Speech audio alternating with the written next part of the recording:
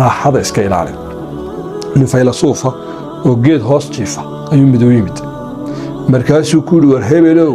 waa aqoon-yahan geed buu iska hoos jiifaa laakiin hebelow miyaad shaqo tagtid markaan shaqo tagana kadibna buu yidhi markaan shaqo tagana dee lacagaad soo kasban lahayd buu yidhi markaasuu yidhi kadibna markaan lacag soo kasbadana guri baad dhisan lahayd oo gabadh baad guursan lahayd oo awlaad baad yeelin lahayd kadibna buu yidhi markaan waxaasoo dhan helo gabadh iyo carruur iyo ool ay isku qoofalaato carruurtaadaasaa kuu kobci lahayd way kuu shaqayn lahaayeen hantidaadaa kuu shaqayn lahayd dee nin kala dhaqaaqay baad noqon lahayd kadibna buu yidhi waxaasoo dhan markay yimaadaan maxaan samayn lahay si raaxale baad u seexan lahayd buu yidhi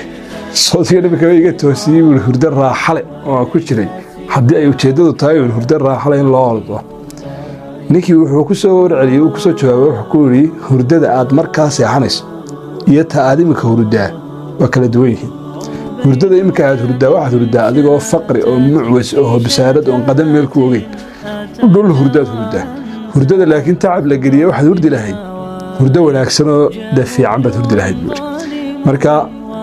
raaxada waxaa la yidhaahdana inta aad wax tabcanayso aad wax noqonayso geedskaga xid